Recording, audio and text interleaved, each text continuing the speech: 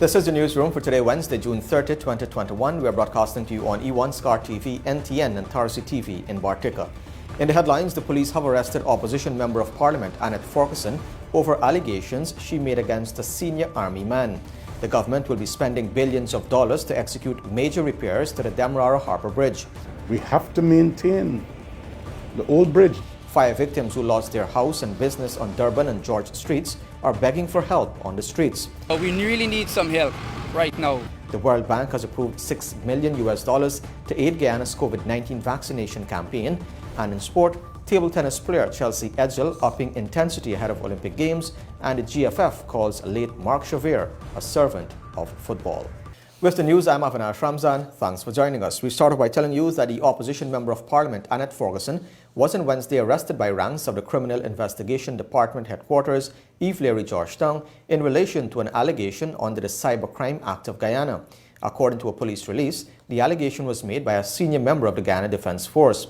The police said that Ferguson reportedly made a post on Facebook which falsely stated that a senior GDF rank will be in charge of a killing squad. Police said that a file is being prepared to send to the Director of Public Prosecutions, the DPP, for legal advice. Investigations are ongoing. The government will be spending billions of dollars soon to maintain and execute major repairs to the 43-year-old Demerara Harbour Bridge, even as plans are underway to establish a new one. Shakima Day has our story. Public Works Minister Juan Echel told the newsroom on Wednesday that repairs have to be done to 2 retractor spans and the anchorage of the bridge, which serves as the main link between the east and west banks of Demerara. He said that contracts have already been awarded for the repairs to spans 9 and 10, to the tune of $1.2 billion. According to the Public Works Minister, while engineers were addressing issues with the retractor spans, problems were discovered with the anchorage. The cost estimate for the repairs to the anchorage is pegged at $412 million. While we're dealing with span 9 and span 10, we have discovered a new issue. The anchorage of the bridge is in a state of disrepair, largely due to neglect over the last 5 years.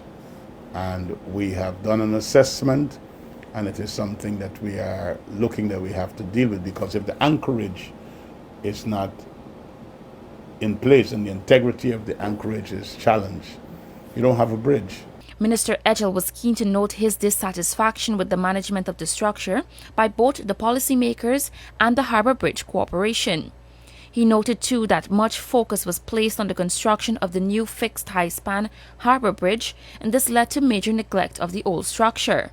We are conscious that we need a new bridge, and every effort is being made to get that project executed. But while that bridge is being built, we have to maintain the old bridge. Just 1 hour of no traffic across the Demerara Bridge, you can see the visible impact, the annoyance, the inconvenience. So we understand the sensitivities here, so we have to maintain the bridge. Already $850 million was allocated to the Demerara Harbour Bridge Corporation in the 2021 national budget. For years, the bridge has been plagued with mechanical issues and accidents, causing chaos at both ends, as thousands of commuters rush to cross, resulting in major traffic congestion. Meanwhile, plans are moving ahead with the construction of the new Harbour Bridge. On Monday, the minister met with the 9 pre-qualified bidders who sought clarification on technical issues and the financing aspect of the project and requested an extension. Now, the bidders have until October 5th for the submission of their bid proposals for either the design, build and finance option or the design, build, operate and finance option. Minister Echel said that the government is expecting the new structure to be delivered 24 months after signing the contract. It is intended that the bridge will land at Nandi Park on the east bank of Demerara and at Meer Zorgen, Lagrange on the west bank of Demerara. Reporting for the newsroom, I am Shakima Day.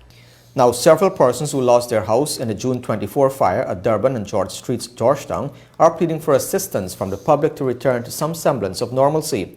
On Wednesday, they were at the scorched site asking for donations. Akim Green has our story.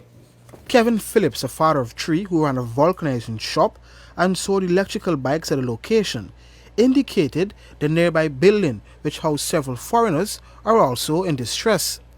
Phillips said it has been a difficult period since he lost everything in the fire, which he strongly suspects to be at the hand of arsonists.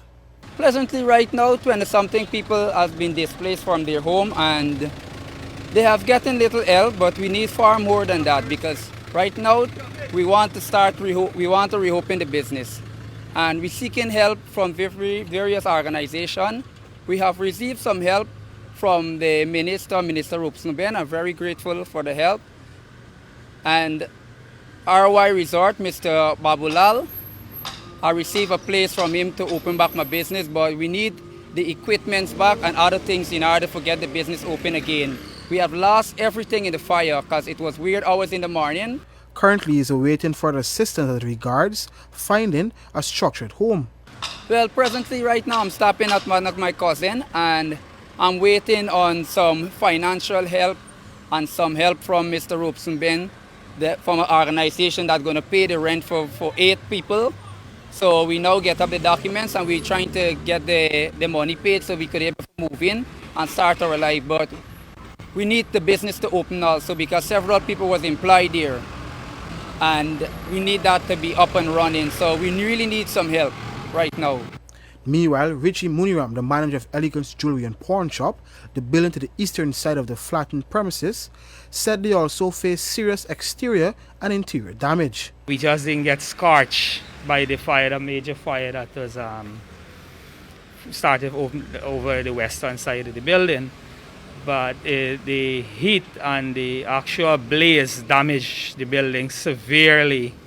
It cost us a lot, and as much as the firefighters try, they try from 1:30 for 1:40 in the morning till about 7 o'clock, and they couldn't contain the blaze, and the building was severely destroyed. So we just letting the public know that everything for the pawn shop is safe and everything because of the system that we have to backing up and everything. That we still open for business, we still have everything fully protected. Investigations into the cause of the fire is still ongoing.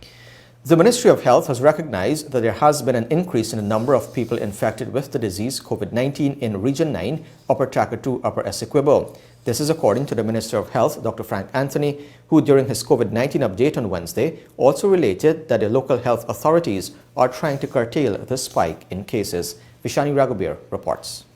Region 9, we are seeing new cases over the last 2 weeks or so.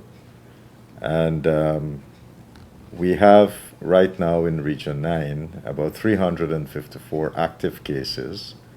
We have cases right now in Letem. We have about 52 cases in Letem, 50 cases in St. Ignatius, and we have 38 cases in Sand Creek.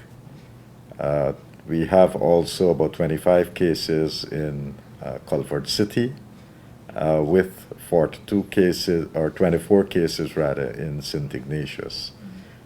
So we have seen a spike in Region 9, and we are working to curtail that.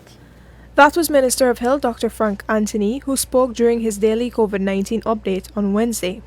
Previously, the newsroom reported that a significant spike in cases were recorded in some Region 9 communities. Recently, there was an outbreak in Sand Creek, for example, where a number of villagers and students in a dormitory were infected. There also, one teacher, Miss Marveline Marco, died after she was infected with COVID-19. Due to the porous border separating the southern region from Brazil, there have long been concerns over the importation of the P1 variant of the coronavirus that originated in Brazil. This variant has since been renamed the Gamma variant and is known to be more transmissible. That is, it is more easily spread from person to person. Still, Dr. Anthony recently told the newsroom that it is possible that this variant may have been imported, but that Guyana does not have the scientific evidence to confirm this. On Wednesday, however, the minister indicated that about 46.3% of the targeted population in Region 9 has received at least their first dose of one of the COVID-19 vaccines that are used locally. Reporting for the newsroom, I am Vishani Raghuber. The World Bank has approved $6 million to aid Guyana's COVID-19 vaccination campaign, and a man who jumped into a drain following a robbery is remanded. to prison. Those and more when the newsroom returns. This is the Newsroom. Andrew Khan, the alleged bandit who plunged into a drain along Regent Street in Georgetown after snatching a woman's handbag, was on Wednesday remanded to prison for robbery. Khan of Cooper Street, Albuystown, appeared before Chief Magistrate Anne McLennan at the Georgetown Magistrates Court and pleaded not guilty to the charge. It is alleged that on June 26, 2021, at Regent Street, Khan robbed Yesu Persaud of a Samsung cellular phone valued $116,000. The Chief Magistrate remanded Khan to prison until July 14. According to reports, the victim was walking along Regent Street when Khan snatched her purse, which had her cellular phone inside, and escaped.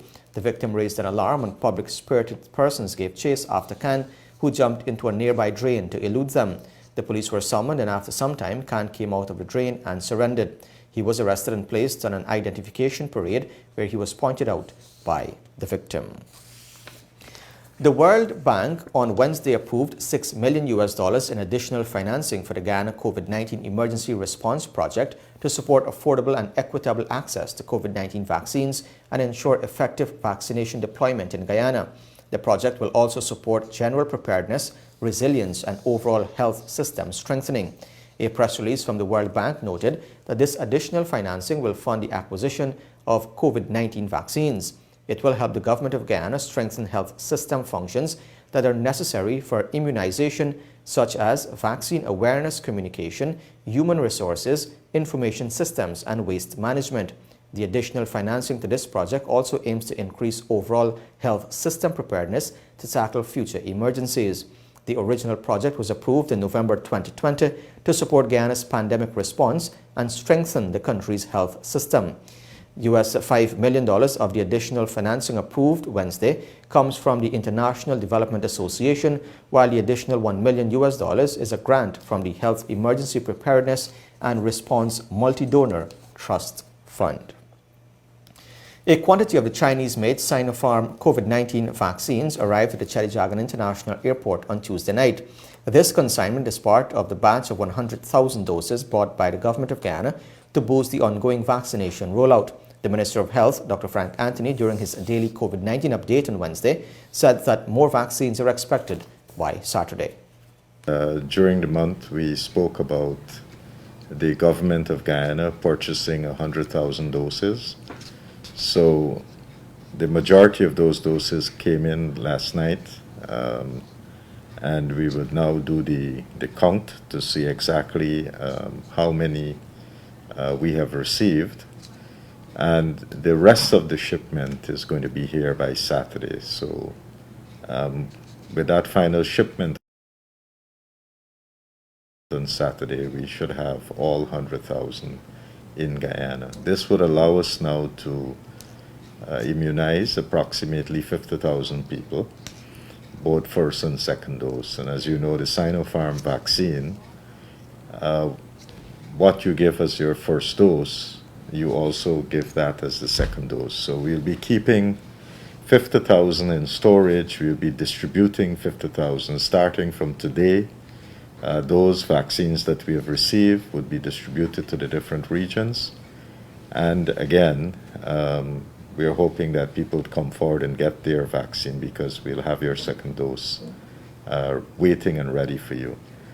With the Sinopharm, we have been using a 4 weeks interval. We'll continue to do so, and the efficacy is quite good, so we expect that people would come out and get their Sinopharm vaccines. The Sheriff Street Mandela Avenue expansion project is on track for its August 4, 2021 deadline for completion, notwithstanding the challenges posed by the recent rainy weather. This is according to the Minister of Public Works, Wan Ejel, who on Wednesday revealed that a Chinese contractor has brought on board another team that will soon commence the paving of the road in the next week. Shakima Day tells us more. Public Works Minister Wan Ejel on Wednesday stated that the Sheriff Mandela expansion project is advancing speedily and is expected to be completed by August 4, 2021. During an interview with the Newsroom, Ejel said that the Chinese contractor Sino Hydro Corporation Limited has brought on board an additional team, Surrey Paving and Aggregate Company Limited out of Jamaica, to help speed up the construction process. With the new team on board, Minister Ethel said that paving will commence on both Sheriff Street and Mandela Avenue in early July. We have engaged the contractor, impressing upon him that there should be an additional team. So what you will begin to see from early July is, rather than just paving being taking place on the Sheriff Street area coming down, you will have paving also taking place on Mandela connecting to Sheriff Street. I'm advised that they have already engaged subcontractor, Suri Paving and Aggregate, which I think is a firm out of Jamaica, and they should begin paving, putting on what is called the first lift early in July. This road is scheduled to be completed by August 4th, I think it is. We may have some delays, like I said, because of the days we have lost, but I have impressed upon them that day and night work to compensate for days lost as a result of rain and flooding and water logging on the road. It is not exactly what I would want to see happen, but certainly it's very, very improved to what was taking place before I assumed office. The closure is in sight. Work on the Sheriff Street Mandela Avenue project commenced in August 2018, with the contract for the project being awarded to Sino Hydro Corporation Limited in November 2017. They have since subcontracted several companies to complete the work. The ongoing project is presently being funded by the Inter-American Development Bank to the tune of US $31 million. The project was halted when the previous coalition government threatened to rescind the contract from the Chinese contractor, but it was later restarted when the government changed in August 2020.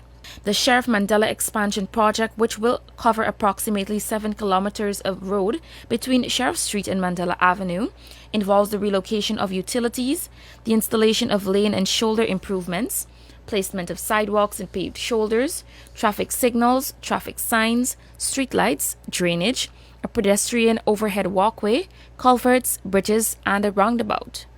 Reporting for the Newsroom, I am Shakima Day. Still ahead on the Newsroom, cancer survivors are honored in a magazine, and the Dubai Medical Center wants to subsidize costs for dialysis patients but needs more help. This is the Newsroom. The Giving Hope Foundation, a local not-for-profit organization that seeks to raise awareness on cancer and provides support to patients diagnosed with cancer, has been unable to conduct regular screenings due to the COVID-19 pandemic. On Wednesday, however, the foundation launched its first digital magazine featuring the story of 10 local cancer survivors in an attempt to increase awareness on cancer in Guyana and to encourage people to get tested, since early detection saves lives. The reason behind it is that yet along we're in COVID and we have not been able to do our monthly cancer screening or monthly cancer awareness. And I find that persons are putting screening on the back burner because of our pandemic. So today, we have chosen to do an e-magazine where our cancer survivors can tell their story. That this e-magazine can be out there, not just for today, but forever. So when persons pick up this magazine, they can read the stories behind these 10 cancer survivors. They can get encouraged to go out and get screened. And they will be reminded that there is life after cancer. We can beat cancer through early diagnosis. We can beat cancer through awareness sessions. We can beat cancer with just our cancer survivors telling their stories to encourage others. I always say each one can reach one. So through this magazine, we're hoping that these 10 cancer survivors can reach not just one, not just 10, not just 100, but millions of persons out there.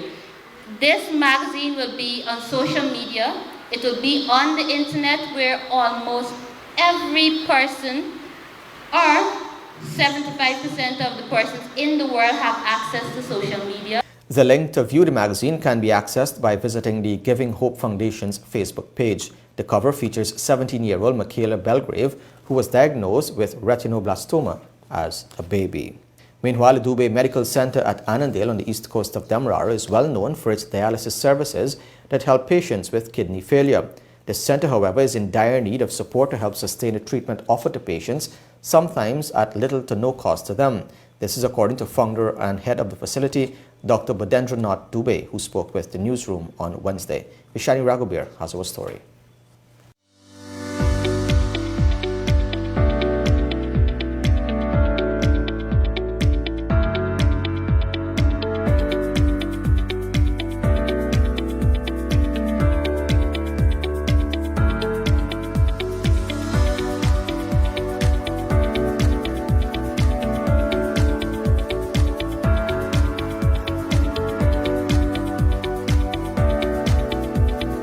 Dialysis is a costly yet life-sustaining procedure that allows waste to be removed from the body via a machine. Yet, for many patients with kidney failure, it is a financial burden to bear. One patient, Calvin Luthers, spoke about his diagnosis and the treatment he has been receiving. I've been receiving dialysis almost 5 years. This year would have been my 5th year. Yeah, almost 5 years. And all 5 years have been here? Well, actually 3 years and change have been here. I first started dialyzing at Woodlands, and because of financial constraints, so I had to move to Dubé Medical Center. On the investigation, I found out that Dubé had the most reasonable prices at that time, and apart from that, they have other benefits such as labs, which in any other center you would have to pay for. It's done freely at Dubé. And also we have different doctors pertaining to different things for dialysis patients. Luthers, like many other patients, opted to receive his treatment from the Dubé Medical Center since it was more cost-effective than other places. And according to the founder and head of the facility, Dr. Badendranath Dubé, it was the drive to provide affordable services that prompted the establishment of this facility. I went to Guyana about 11 years ago, and I discovered that people who were on dialysis were paying 36,000 Guyana dollars for one dialysis. And I asked the dialysis provider that what happens when the money is finished. And he said, well, the people's money is finished. They just go home and they die. And that prompted me that maybe I should try to do something for people who really need dialysis and who can't afford this kind of money. We started with 6 patients 11 or 12 years ago, and now we are up to 100 patients.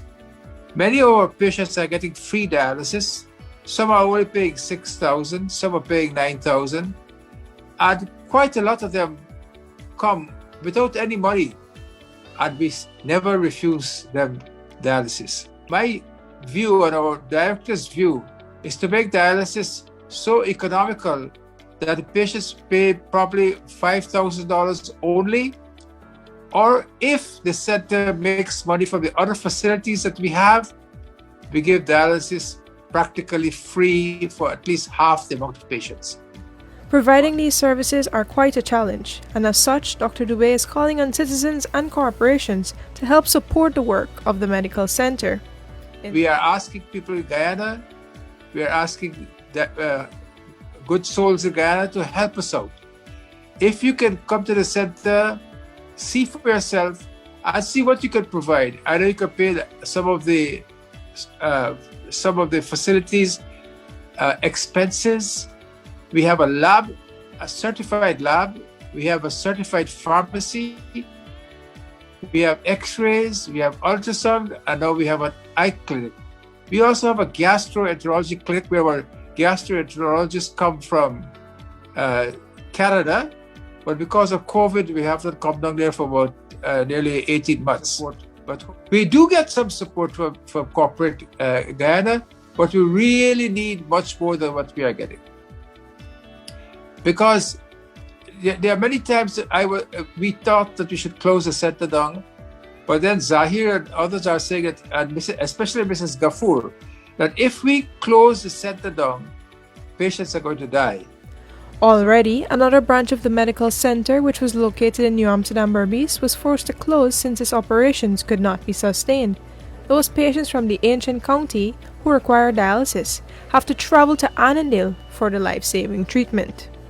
Reporting for the newsroom, I am Vishani Raghavir.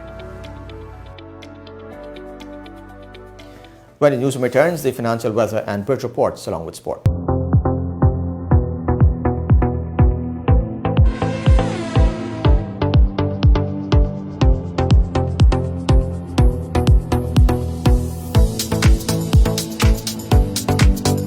Welcome back to Newsroom. Now for a look at what's happening in sport. We're starting us off with some cricket news. West Indies T20 International Vice-Captain Nicholas Pooran said they had no excuse to lose the third match of the series against South Africa in Grenada. Chasing 168 for victory, West Indies fell short by 1 run as Pooran made 26 off 28 on Tuesday. He spoke to Cricket West Indies media after the match. Firstly, where do you think the West Indies lost this match today? Personally, it's a tough question. I thought we came back into the game really good, with the ball especially, chasing 160 odd. I think we're supposed to get over the line. But in saying that, I felt like, South Africa bowled well as well. They bowled well in the middle. They bowled well in the last 2 overs of the game, and I think that's where they won the game. So yeah. What are your thoughts on our performance overall with the bat today? I think as a team we're still building. Players are we are still trying to bind as a team. Today I thought personally it wasn't too bad. In T20 games it do happen, partnerships do form, we do lose wickets, but I felt like today was our game to win. In all honesty, we had that partnership. I was there till the second to last over with Fabian, and we should have found a way to win that game today. No excuses. Now, just to touch a bit on the bowling, what do you think of the performance of Obed McCoy?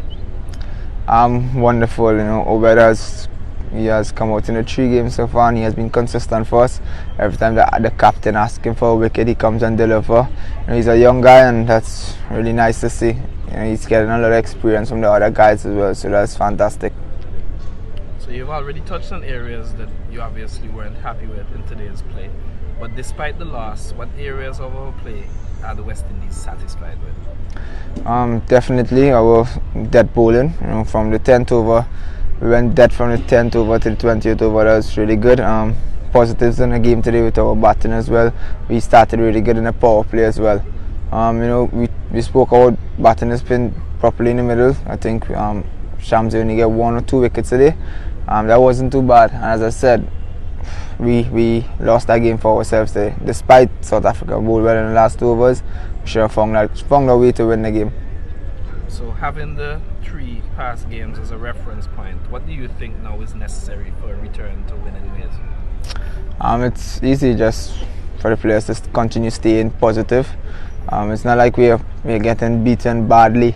We are playing really good cricket as well. Most of our players haven't come trumps yet with the bat. So that's one thing to note. I just think we just need to stay confident, positive, and come out and just execute our skills, execute our ability, and we'll be fine.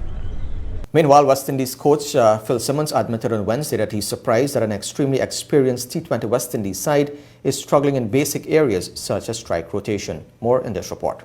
With the likes of Chris Gayle, Karen Pollard, Andrew Russell, Lyndall Simmons, Evan Lewis, along with Dwayne Bravo, being among the world's most experienced players in the format, the team continues to suffer from the issue of a lack of strike rotation. In the 2020 International against South Africa, they lost by 1 run and accumulated 48 dot ball, which is equivalent to 8 scoreless overs. It is surprising. It is surprising, and the situations that we were in the 2 games, we should have still won with the experience that we have in the team. So it is surprising. The head coach further stated that the batsmen need to tweak their game and play according to the situation. As batsmen, you have to tweak your approach to the situation. We need to continue to assess that and make sure that I am in the wicket. I think the perfect example is the last game against Sri Lanka in the last series, where Jason and Fabian were batting, and the thought process, the assessment of the situation. Jason needed to bat out the over for Fabian to have a chance of winning the game, and that was the communication in the wicket. So I think that's needed now, that sort of communication and that sort of assessment of the situation. West Indies faced South Africa on Thursday with a series 2-1 in favour of the Portuguese. For the newsroom, Akin Green. And Pakistan Women A team secured a 7-wicket win over West Indies Women A in the first T20 game, a low-scoring encounter at the Sir Vivian Richards Cricket Stadium at Northstown, Antigua. West Indies A mustered a paltry 96 for 8 from 20 overs, to which Pakistan A responded with 98 for 3 from 18.5 overs. West Indies A got a flying start of 31 in 4.5 overs by skipper Renice Boyce and Rashada Williams before the Pakistani bowlers pulled things back with some tight bowling led by the off-spinner Ramin Shameen. Williams top scored with 33 and Boyce made 15, but after that only Guyanese Shabika Ghaznavi got going with 20 not out. Shameen was outstanding with the ball, claiming 2 for 10 of 4 overs, and Seema Amin Anwar had 2 for 22 of 4. In reply, Pakistan A had a start of 40 in 7.2 overs from openers Aisha Zafar and Umaima Sohail that effectively ended the game as a contest. Zafar remained unbeaten on 40, while Sohail was dismissed for 21. West Indies bowlers leaked 19 extras. The Guyanese spin pair Mandy Mangru and Kezia Schultz picked up a wicket each, while the left-arm spinner Steffi Sukram had 1 for 11. The teams will clash again on July 2 and 4 before 3 ODI games on July 10, 13 and 16. National table tennis player Chelsea Edgell is upping the intensity as days and weeks wind down for the start of the Tokyo Olympic Games. She is currently overseas fine-tuning preparations ahead of the July 23 to August 8 Games. Edgell, a former youth Olympian and Caribbean Under-21 champion, is currently in California training at the Indian Community Center and is due to head off to Portugal, where she is based, in the coming weeks to finalize preparations for the Tokyo Games. Definitely, we're going to go into overdrive. It's the last leg of the preparation. Of course, this isn't just me preparing just 1 month ago or when I got the announcement. It's been, years in the making. So for me, it'll just be, to tighten a few parts of my game that I would want to, improve on and, just get focused and get in the right mindset for the games. Edgell, Guyana's highest-ranked female player, became the first Guyanese table tennis competitor, male or female, to make the cut for an Olympic Games. The 23-year-old earned a wildcard selection to the global showpiece and is now prepared to carry the weight of expectation on her shoulders. Definitely. I like making history and being a part of history, and therefore, I want to set a good example for those to follow, and just to be the first to do something like this. It's a great honor, and I'm very honored to be a part of such a history. And for me, I don't think of it as a weight or a burden, but just as my pleasure to be the one to do it. The feeling will always be surreal, but going to the games, I have no time to have the feeling sink in. It had to sink in already because it's something I've been working to, and therefore just being prepared and keeping focused, that's the main goal right now. Edgell, who earlier this year spoke of the need for support for Guyanese athletes, has received great backing from the Ministry of Culture, Youth and Sport and the Guyana Olympic Association and Corporate Guyana. Prior to departure for the overseas training, the 2018 National Sportswoman of the Year was signed by Ansa McCall Trading through the Smalta brand, the Guyana Lottery Company and PNP Insurance Brokers. And finally, some sad news. The Guyana Football Federation President Wayne Ford has offered his deepest sympathies to the family of the former senior men's national team manager Mark Chevere, who tragically passed away this week. Chevere, a passionate and long-term supporter of football in Guyana, served with distinction in his role as coordinating manager of the Golden Jaguars under the former head coach Jamal Shabazz. He passed away on Tuesday evening in the COVID-19 intensive care unit. Ford said, and I quote, "Mark's unwavering commitment to and passion for football and his service to our community set an impressive example for others. He was a true servant of football. On behalf of the Guyana Football Federation and the entire Guyanese football fraternity, I would like to offer my thoughts, prayers and deepest condolences to Mark's family at this difficult time." End quote. Chauffeur had recently made a donation to the Civil Defense Commission on behalf of his company, XY Construction, to support those impacted by the recent floods. And with that, we've come to the end of the news for this evening. Of course, you can find updates on these and other stories on our website, Newsroom.gy, our Facebook page and Instagram. On behalf of the entire news team, my name is Avinash Ramzan. Thanks for watching. Be safe. See you next time.